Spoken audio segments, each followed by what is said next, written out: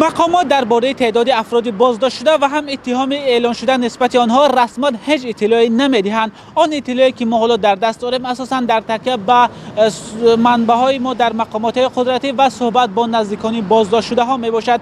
طبق اطلاعی که ما از منابع معتمد خود دسترس کردیم، 27 نفر با گمان عضویت در سازمان اخوان المسلمین و یا برادران مسلمان بازداشت شدند.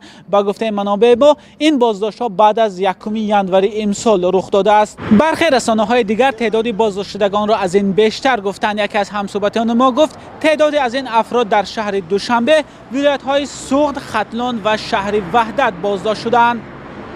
نزدیکان برخی بازداشت شده ها در صحبت با رادیو آزادی گفتند مقامات بعد از بازداشت نزدیکان آنها به منزلشان آمده، منزل‌های آنها را کافت و کاب کردند و چند کتاب دینی را که پیدا کردند با خود بردند. از جمله یک همصحبت ما از ولایت ختلان گفت حتی عاقل ها را هم جستجو کردند و هر کتاب دینی را که پیدا کرده بودند با خود مقامات بردند. طبق اطلاعی دریافت کرده ما در میان افراد بازداشت شده روحانیان، استادان دانشگاه ها و دانشجویان نیز هستند. از جمله یکی از بازداشت شده ها اسماعیل قهاروف، یکی از افراد نزدیک به خانواده تورجانزاده ها، روحانیان معروف در کشور هستند. فرد دیگری بازداشت شده فردوس رحیمزاده می باشد که تا این زمان رئیس اداره اموال شهر اصفهان و پیش از این یک مدت اجرا کننده وظیفه رئیس دستگاه شهر اصفهان بود. همچنین طبق اطلاع دریافت کرده ما چند استادان دانشگاه ها و دانشجوی یکی از کالج های شهر دوشنبه نیز در میان بازداشت شده ها هستند، اما مقامات تا حال اسم افراد بازداشت شده را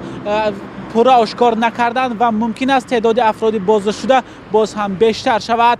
در میان بازداشت شده ها عبدالله مکمل و یا عبدالله عاقل زاده نیز هست که قبلا با صحبت های دینیش در شبکه‌های اجتماعی معروف بود. همصحبتان رادیو آزادی دایر به بازداشت ها جزئیات ندادند و گفتند که تفتیش پرونده در مرحله ابتدایی است و ارتباط گمانبران با سازمان ممنوع اخوان المسلمین تفتیش می شود. به قول مصاحبان ما که نخواستند نامشان برده شود ممکن است تعداد بازداشت شدگان بیافزاید.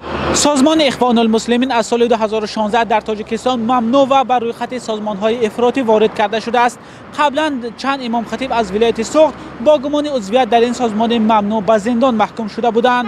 مولا رجب یوسفی، افسانه اکابر شاه، آزادی، دوشنبه.